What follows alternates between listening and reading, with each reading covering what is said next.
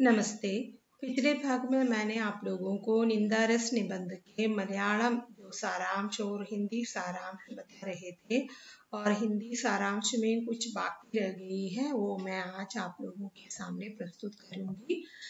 हमने देखा कि हरिशंकर परसाई कौन थे, कहाँ पर उनका जन्म हुआ, उनकी रचनाएं क्या क्या है और उसके बाद इसके जो निंदारस निबंध के जो मलयालम सारांश हमने देख लिया।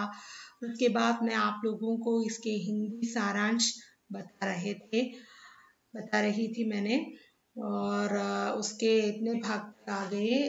मैंने यही बता रहा था कि लेखक के अनुसार നിന്ദക് जो है മിഷനറി, ഈർഷ്യാലു और സംഘി तीन प्रकार के होते हैं। ലേഖകൻ പറഞ്ഞതനുസരിച്ച് നിന്ദകരെ മൂന്ന് തരത്തിലാണ് ഉള്ളത്, മിഷനറി, ഈർഷ്യാലു और സംഘീയ।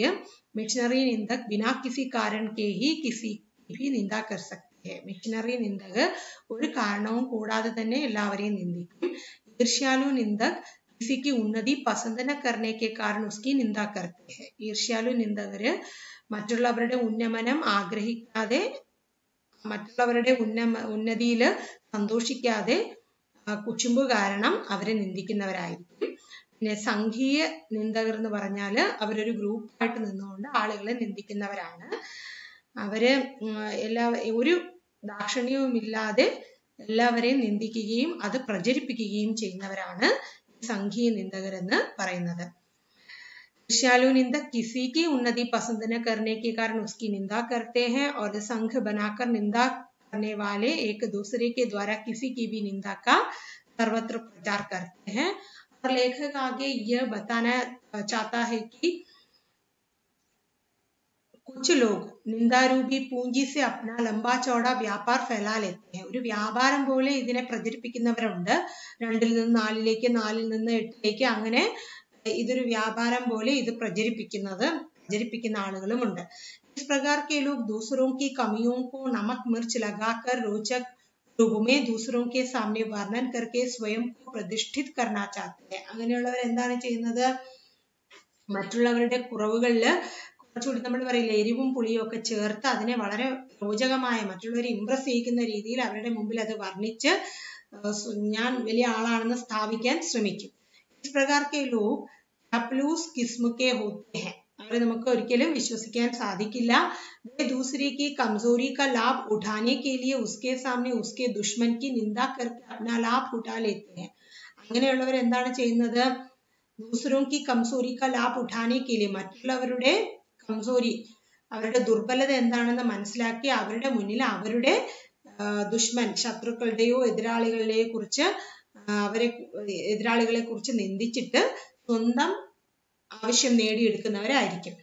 खाने भी लेखक के सामने उसके विरोधियों की निंदा करके लेखक की सद्भावना प्राप्त कर ली थी। ഈ ലേഖനം നമ്മൾ വായിച്ച അവസാന ഭാഗത്തേക്ക് വരുമ്പോൾ എന്താണ് ചെയ്യുന്നത്? ലേഖകന്റെ മുന്നിൽ അദ്ദേഹത്തിന്റെ എതിരാളികളെ കുറിച്ച് നിന്ദിച്ചുകൊണ്ട് അദ്ദേഹത്തിന്റെ സ്നേഹം സമ്പാദിച്ചെടുക്കുന്നു। ഇത്തരത്തിലുള്ള ധാരാളം ആളുകളെ നമ്മൾ ദൈനംദിന ജീവിതത്തിൽ കണ്ടിട്ടുണ്ടായിരിക്കാം। लेखक निंदा न करने की प्रेरणा देता है क्योंकि निंदा करने वाले आत्महीनता का शिकार होते हैं। ലേഖകൻ മറ്റുള്ളവരെ നിന്ദിക്കരുത് എന്ന് നമ്മളോട് പറയാണ്. കാരണം മറ്റുള്ളവരെ നിന്ദിക്കുന്നവര് സ്വയം ആത്മഹീനത का शिकार होते हैं, സ്വയം ചെറുതാവുകയാണ് ചെയ്യുന്നത് മറ്റുള്ളവരുടെ മുന്നിൽ। वे आलसी, अकर्मण्य और झूठे बन जाते हैं। അവര് അലസരും ഒരു പണിയും ചെയ്യാതെ കള്ളം പ്രചരിപ്പിക്കുന്നവരായി मारूम। लोग उनके विश्वास नहीं करते, अच्छे लोग उन्हें अपने पास भी नहीं पटकने देते। ആളുകൾ അങ്ങനെയുള്ളവരെ വിശ്വസിക്കില്ല, നല്ലവര് ഇവരെ അകറ്റി നിർത്താനായിരിക്കും കൂടുതൽ ശ്രമിക്കുന്നത്। वे सदा दूसरों के दोष देखते रहते हैं। അവരെപ്പോഴും എന്താണ് ചെയ്യുന്നത്? മറ്റുള്ളവരുടെ കുറവുകൾ എന്താണെന്ന് കണ്ടുപിടിക്കാൻ ശ്രമിക്കുന്നവരാണ് കൂടുതൽ പേരും। അപ്പോൾ അത്തരത്തിലുള്ള ആളുകളെ നമ്മൾ ദൈനംദിന ജീവിതത്തിൽ കണ്ടിട്ടുണ്ടാവും। അപ്പോൾ ലേഖക് बता रहे थे कि निंदारूपी पूंजी से अपना लंबा चौड़ा व्यापार फैला लेने वाले भी हैं। इस प्रकार के लोग दूसरों की कमियों को नमक मिर्च लगाकर रोचक रूप में दूसरों के सामने वर्णन करके स्वयं को प्रतिष्ठित करना चाहते हैं। इस प्रकार के लोग चापलूस किस्म के होते हैं। वे दूसरों की कमजोरियों का लाभ उठाने के लिए उसके सामने उसके दुश्मन की निंदा करके अपना लाभ उठा लेते हैं। का ने भी लेखक के सामने उसके विरोधियों की निंदा करके लेखक की सद्भावना प्राप्त कर ली थी। लेखक निंदा न करने की प्रेरणा देते हैं, क्योंकि निंदा करने वाले आत्महीनता के शिकार होते हैं। वे आलसी, अकर्मण्य और झूठे बन जाते हैं। लोग उनका विश्वास नहीं करते। अच्छे लोग उन्हें अपने पास भी नहीं भटकने देते। वे सदा दूसरों के दोष देखते रहते हैं। तो इनमें कुछ ऐसा प्रश्न भी आ जाता है, परसाई जी के व्यंग्य प्रधान रचना का नाम क्या है? नाम क्या है? निंदारस। ये किस विधा की रचना है? ये तो निबंध है। परसाई जी का जन्म कहाँ हुआ, कब हुआ, इस प्रकार के प्रश्न भी आते हैं। और हरिशंकर परसाई किस पत्रिका का संपादन, हरिशंकर परसाई ने किस पत्रिका का प्रकाशन किया था? वसुधा पत्रिका का। उनके निबंधों की विशेषता क्या है? उनके निबंधों की विशेषता क्या है? व्यक्ति और समाज के स्वस्थ विकास में अवरोधक परिस्थितियों का व्यंग्यात्मक निरूपण परसाई जी के निबंधों की विशेषता है। परसाई के लेखन के लिए सरकार ने उन्हें सम्मानित किया। मध्य प्रदेश सरकार ने उन्हें तरह तरह के जो सम्मानों से विभूषित किया है। गा के साथ बैठकर क्या कर रहा था? गा के साथ बैठकर क्या कर रहा था? लेखक की निंदा कर रहा था। लेखक की निंदा कर रहा था। लेखक के अनुसार कुछ लोग आदतन क्या बोलते हैं? ചില ആളുകൾ സാധാരണയായിട്ട് എന്ത് പറയാനാണ് ആഗ്രഹിക്കുന്നത്? झूठ बोलते हैं, കള്ളം പറയാൻ ആഗ്രഹിക്കുന്നവരാണ് കൂടുതൽ. മിഷനറി നിന്ദക് 24 घंटे किसमें लगे रहते हैं? 24 മണിക്കൂർ മിഷനറി നിന്ദക് എന്താണ് ചെയ്യുന്നത്? मिशनरी निंदक 24 घंटे किसी की निंदा करने में पवित्र भाव से लगे रहते हैं। निंदा का उद्गम किससे होता है? निंदा എങ്ങനെയാണ് ഉണ്ടാകുന്നത്? കംസോരി और हीनता से होता है. നമ്മളിലുള്ള കുറവുകളും നമ്മളുടെ ദുഷിച്ച വിചാരവുമാണ് മറ്റുള്ളവരെ നിന്ദിക്കാൻ പ്രേരിപ്പിക്കുന്നത്. देवताओं में कौन बड़ा ईर्ष्यालु माना जाता है? इंद्र. इंद्र का एक प्रसंग भी निबंध में दिया गया है. इस प्रकार के निंदक बड़े दुखी होते हैं.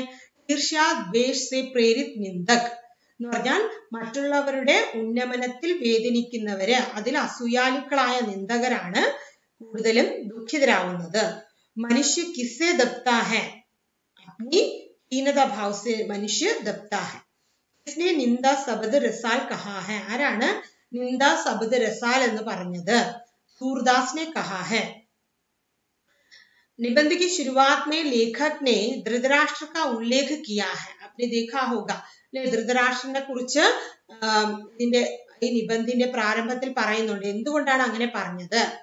लेखक के मित्र का ने हर्ष के साथ लेखक का आलिंगन किया. का സന്തോഷത്തോടു കൂടി लेखकने കെട്ടിപ്പിടിക്കുന്നു. लेखक ने सुना था कि यही मित्र पिछली रात किसी दूसरे मित्र के साथ बैठकर लेखक की निंदा कर रहा था. लेखकൻ നേരത്തെ തന്നെ അറിഞ്ഞിരുന്നു അദ്ദേഹത്തിന്റെ ഈ കൂട്ടുകാരൻ തലേ ദിവസം മറ്റൊരു കൂട്ടുകാരനുമായി ചേർന്ന് लेखकനെ കുറിച്ച് നിന്ദിച്ചു എന്ന്. लेखक की पीठ पीछे बुराई करने के बाद उनसे मिलते ही गले मिलने का झूठा व्यवहार देखकर लेखक को धृतराष्ट्र की याद आई, जिसने झूठे प्रेम का बहाना करके भीम को आलिंगन करने के लिए बुलाया था. അങ്ങനെ തലേ ദിവസം തന്നെ കുറിച്ച് നിന്ദിച്ചവനാണെന്ന് ലേഖകൻ മനസ്സിലാക്കി. അപ്പൊ വന്ന ഉടനെ ഇയാൾ ഓടി വന്ന് കെട്ടിപ്പിടിച്ചപ്പോൾ ലേഖകന് തോന്നിയത് എന്താണ്? ധൃതരാഷ്ട്രനെ കുറിച്ചാണ് ഓർമ്മ വന്നത്. വ്യവഹാർ, പൊള്ളയായ തന്റെ പെരുമാറ്റത്തിലൂടെ മനസ്സിൽ ശരിക്കും സ്നേഹമില്ല, സ്നേഹം നടിച്ചുകൊണ്ട് ഭീമനെ ആലിംഗനം ചെയ്ത ധൃതരാഷ്ട്രനെയാണ് അപ്പോൾ അദ്ദേഹത്തിന് ഓർമ്മ വന്നത്. धृतराष्ट्र के मन का मैल समझकर कृष्ण ने उनके सामने भीम का पुतला रख दिया था. ധൃതരാഷ്ട്രന്റെ മനസ്സിലുള്ള ദേഷ്യം മനസ്സിലാക്കി കൃഷ്ണൻ ആ സമയത്ത് എന്താണ് ചെയ്തത്? ഭീമന്റെ ഒരു രൂപമാണ് അവിടെ ഉണ്ടാക്കി വെച്ചിരുന്നത്. भीम समझकर धृतराष्ट्र ने उसे उतना कसकर पकड़ा कि वो पुतला चूर चूर हो गया. ഭീമനാണെന്ന് വിചാരിച്ച് ധൃതരാഷ്ട്രൻ അതിനെ കെട്ടിപ്പിടിച്ചപ്പോ ആ പ്രതിമ ഉടഞ്ഞുപോയി. ലേഖകോ കാക്ക ആലിംഗൻ ऐसा ही लगा. ലേഖകന് കായുടെ ആലിംഗനം ഇങ്ങനെയാണ് തോന്നിയത്. നിന്ദകോ की महिमा का वर्णन ऐसा है। निंदक लोग जब निंदन करने लगते हैं तो वे अपनी उस प्रवृत्ति में इतने तन्मय हो जाते हैं कि उन्हें दूसरों की चिंता नहीं होती। निंदकों की महिमा का वर्णन कीजिए। ऐसा एक प्रश्न आ जाए तो आपको लिखना चाहिए, നിന്ദകരെ മറ്റുള്ളവരെ നിന്ദിച്ചു തുടങ്ങിയാൽ താൻ ചെയ്യുന്ന പ്രവൃത്തിയിൽ അത്രത്തോളം അങ്ങനെ മുഴുകിയിരിക്കും, മറ്റുള്ളവരെ കുറിച്ച് ചിന്തിക്കേയില്ല. कोई भक्त भी इतनी तन्मयता से भगवान की पूजा नहीं करते. ദൈവത്തെ പൂജിക്കുന്ന ഒരു ഭക്തൻ പോലും ഇങ്ങനെ പ്രവർത്തിക്കില്ല. निंदकों से एकाग्रता, तन्मयता और आत्मीयता भक्तों में दुर्लभ है. നിന്ദകരെ പോലെയുള്ള ഏകാഗ്രതയും തന്മയത്വ ഭാവനയും ആത്മീയതയും ഒന്നും ഭക്തരിൽ കാണാൻ സാധിക്കില്ല. मिशनरी निंदकाराണ്. मिशनरी निंदक कौन है? मिशनरी निंदक किसी से कोई वैर नहीं, द्वेष नहीं. അവർക്ക് ആരോടും ഒരു ദേഷ്യവും ഇല്ല, വൈരാഗ്യവും ഇല്ല. किसी का बुरा नहीं सोचते. ആർക്കും ദോഷം വരണമെന്ന് ചിന്തിക്കുന്നവരുമല്ല. പിന്നെന്താണ് ചെയ്യുന്നത്?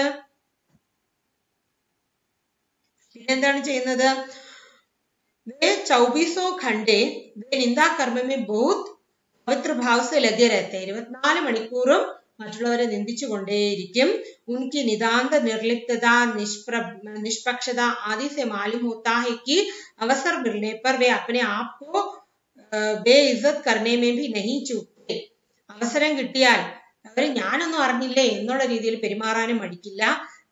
निंदा उनके लिए टॉनिक जैसा है. निंदा अവർക്കൊരു टॉनिक പോലെയാണ്. तो इस प्रकार के बहुत सारे प्रश्न आप लोगों को परीक्षा में पूछा जाएगा. आप लोग इसका उत्तर अच्छी तरह लिख लीजिए. धन्यवाद. അപ്പോൾ ഇത്തരത്തിലുള്ള കുറേ ചോദ്യങ്ങൾ നിങ്ങൾക്ക് ചോദിക്കും. ചോദ്യങ്ങളുടെ ഉത്തരം പരീക്ഷയ്ക്ക് നന്നായിട്ട് എഴുതുക. Thank you.